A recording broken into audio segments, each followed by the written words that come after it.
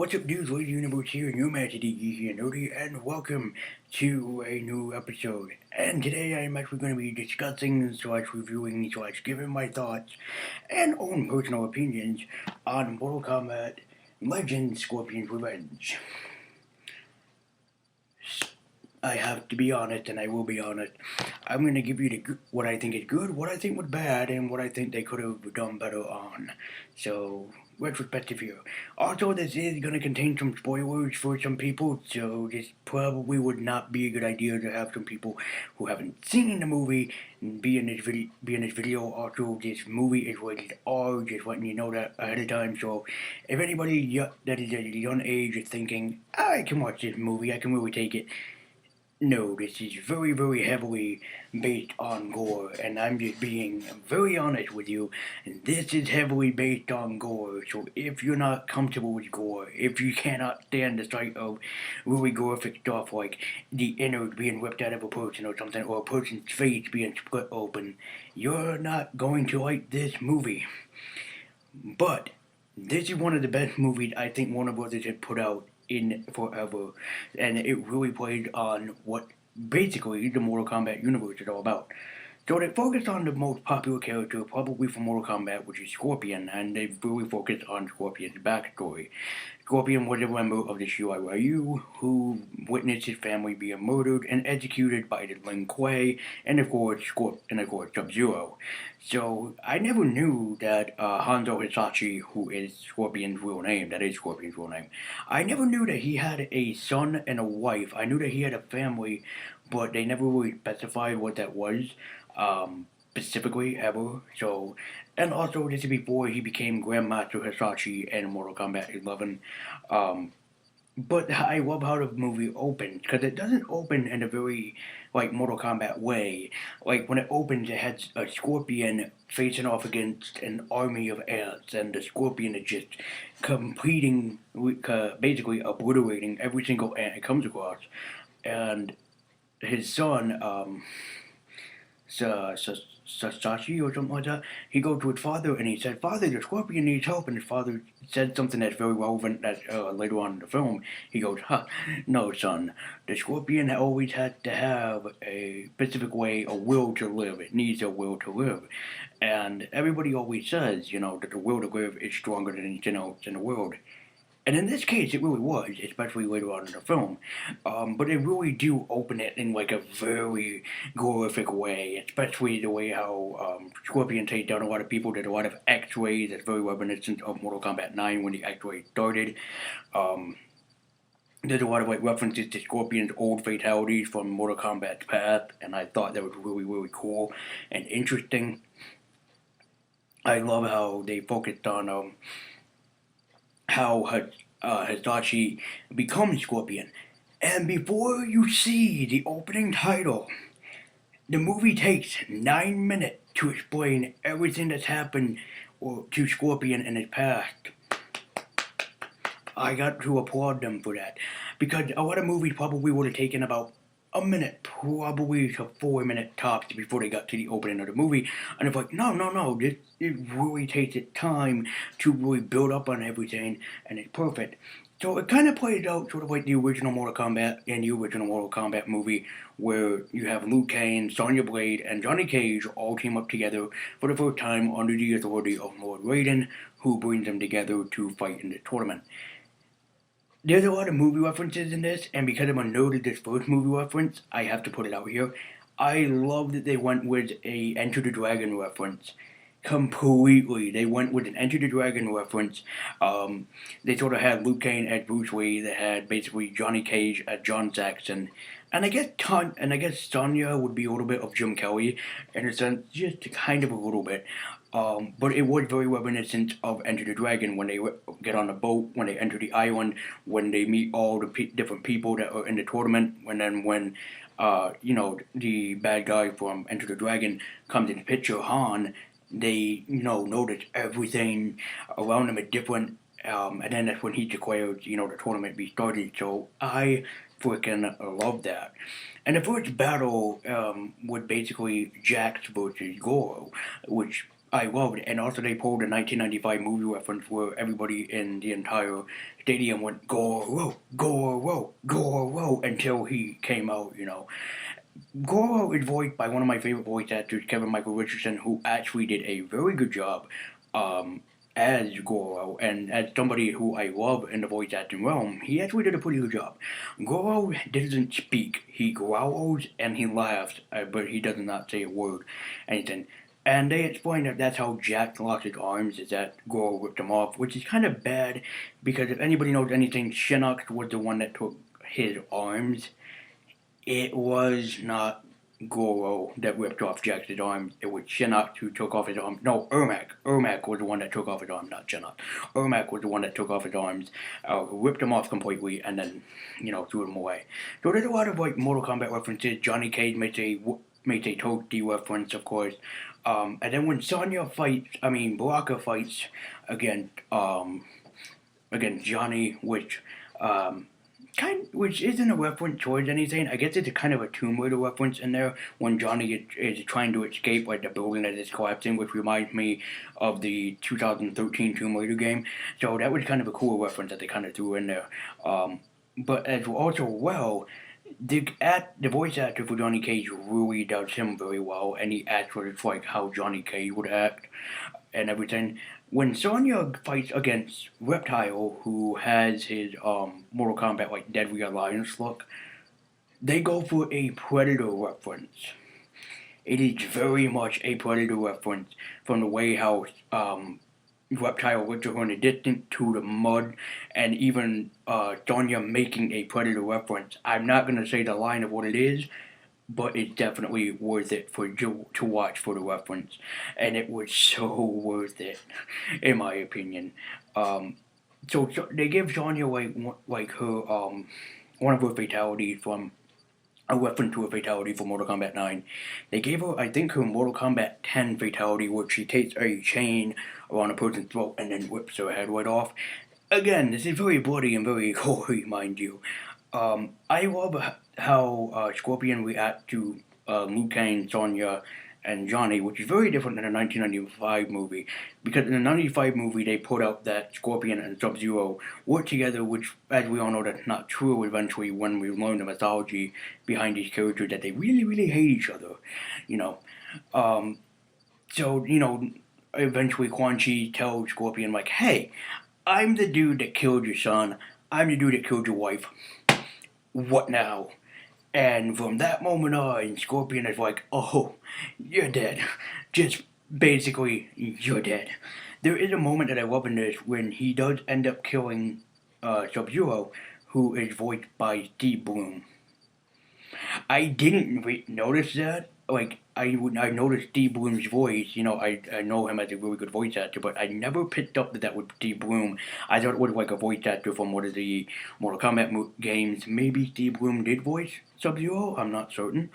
But when he went after Sub-Zero the way that he did, and then just as like a knife in the back, he goes up to Scorpion and go, you're a pathetic failure.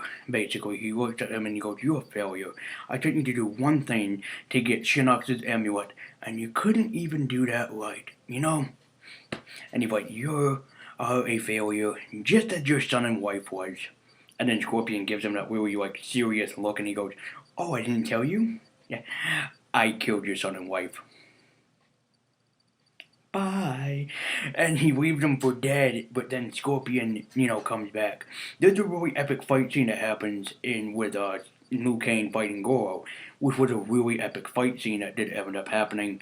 And I don't want to really get into much about it, but they did a really good job with the fight scenes. All the fight scenes are well choreographed and everything. And then when, he ends up fighting against Goro, he ends up getting his ass kicked. But if it was not for Scorpion showing up, he probably would have died in the total to that. So, Scorpion ends up showing up. He whips. I'm not going to say how he does it, but he's very, very gory. So just be aware of that. And then, Shane Saunders is like, congratulations, you are my new champion. And Scorpion's like, no, fuck you champions, fuck your games. I want him. And he points at Quan Chi and he's like, I want him. And he goes, oh, you can have him if you fight Liu Kang. And he does the most diabolical backstab ever, but it's worth it seeing how he does it and everything. Um, just how he pulled that off and whatnot. And even Shane's son was freaking like quivering in his boots, like, oh god, he's gonna kill me. Like, you don't mess with the scorpion, baby. So, he ended up giving him, Shinnok's amulet for Mortal Kombat 10 and 11. And he's kind of like, you're not gonna release the Mad God. I mean, the Mad God, you wouldn't do something like that, would you? And he's like, yeah, no, I'm not gonna do that. And even when Quan Chi is like, now, come on, Scorpion, we can release the Mad God, we can release Shinnok, and he can give us everything that you want, what we want, he can give you the family back. And he's like, eat it. And just goes all out on a killing spree with Quan Chi. You think Quan Chi is a punching bag in some of the other past games? No, here he really a punching bag and everything. They even give an origin to Johnny Cage's nut punches, which is hilarious in its own right because it's between him and Sonya. That's all I'm saying, but it's worth it for in its own rights and everything. They do reference a lot of things. There's a lot of characters that show up in this. There's Katana, there's Baraka, there is there was there was Motaro who makes an appearance. Just a little guest appearance. He's not really in it, but well, it's good. I do have some bad things to say about it. Sadly, as it is, I wish that they would have done the Mortal Kombat cast. Like they would have had Marina in this. They would have had Kotal Khan in this, or at least a Kotal Khan reference that they would have had Rain as well as Smoke, Cyrets, and Sector. They could have had made an appearance. There's a lot of character appearances from past video games and everything, which is very cool. But it's not enough to feel like my interest. Like there's a lot of characters that I like for Mortal Kombat that are not in this, and what makes it sad is that okay, you're really focusing on mostly the main characters, and while that's cool and everything that's there, it's like you don't have all the characters that you want in here. They reference Shinnok a lot, but Shinnok is not in this. Shinnok instead is they said that Shinnok is Quan Chi, but that doesn't count. I mean, I know that Quan Chi works for Shinnok, but it doesn't make sense. I mean, there's no Ermac, there's no any of the other characters that we've come to love over the years. There's no Cabal, who would have been awesome to see in this movie. But they do hint at a sequel towards the end when Shang Tsung is apologizing to Shao Kahn about his pathetic failures, and Shao Kahn goes, enough!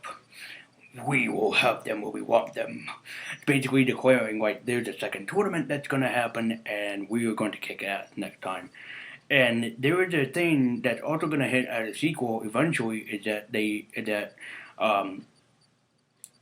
Liu Kang tells, Raiden, like, I'm sorry that I'm a failure, and Raiden goes, no, you were not supposed to fight Goro, you were supposed to defeat Shao Kahn, and he's like, I'm supposed to defeat the big guy. Like, okay. And one thing that would have made me happy, but it was not in the movie, maybe because they couldn't get the copyright, was the awesome song from the 1995 soundtrack. I was really hoping that they would have had, like, Christopher Lambert, Robin Shaw, Kerry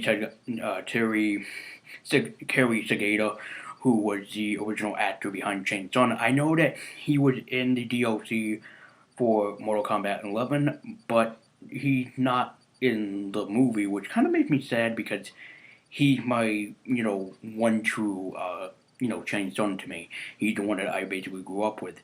And yes, I had the 1995 film, so again, he's the one that I grew up with. But the guy that voices Shang Tsung actually does a great job because he makes a lot of references to the fight, reference that is in Mortal Kombat. There is no fatality or finish him. He does say finish him, who, I think he said that to Goro early on in the film, when Goro had him to do one of his fatalities that he does in one of the games. I think it's Mortal Kombat 9. He goes, finish him!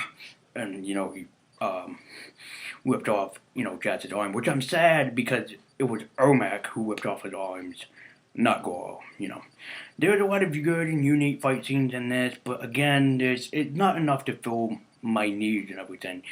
It is a good film, hell yes. I love the animation, the voice actor is cool, it's superb. The voice actor for Scorpion really pulled off a good job in this. I mean, when he yells, he does a really good job and everything. Like you can feel the rage inside of him building up. I mean, it's such a good movie, you know. But if only they had like a bigger cast, bigger voice actors. Like I thought the voice actress behind Sonya Blade was Susan Eisenberg, who did the voice of Wonder Woman. I was wrong. I really wanted it to be Susan Eisenberg. I said that instead of Joel Hale, who does an amazing Johnny Cage, I thought that he was voiced by Michael Rosenbaum, who did the Flash from Justice League. Again, I was wrong. But yes, it's a good movie to watch. Heck yes, it's just my permanent. You guys need to watch this reference thing. Yes, I know I do have to nitpick that it could have done better with the bigger cast. There was no Mortal Kombat, soundtrack, and this the amazing soundtrack that was made in the 1995 film. There's a lot of references toward everything, but I was really hoping that movie would have shown up, especially when Liu Kang fought Goro, or maybe when he fought Scorpion for just a little bit. I wish that it could have been in there, but regardless, it's such a good movie, and hopefully that a sequel will eventually be on the way. And if they please make a better voice, a better cast. Like have Marina in it, have Kotal Khan in it, have Rain in it, have all these characters that we all know and love in it, which I guarantee that they probably will. And will this live up to the expectations of the new remake of Mortal Kombat? That we'll have to see. But until then, I hope I've told you what you need, and I really hope that the Mortal Kombat movie does well when it is pushed out. So anyway, thank you guys so much for watching. Be sure to like, comment, and subscribe. And if you want to see Mortal Kombat Legend Scorpion's Revenge, I highly recommend that you do. But again, if you're not into gore, and if you're squeamish about very bloody and very gory things, do not watch this movie. If you're really squeamish towards that, watch something else. So, thank you guys so much for watching, and until next time, I'm Wade Universe, and remember, you might not always like having your balls punched. Until next time.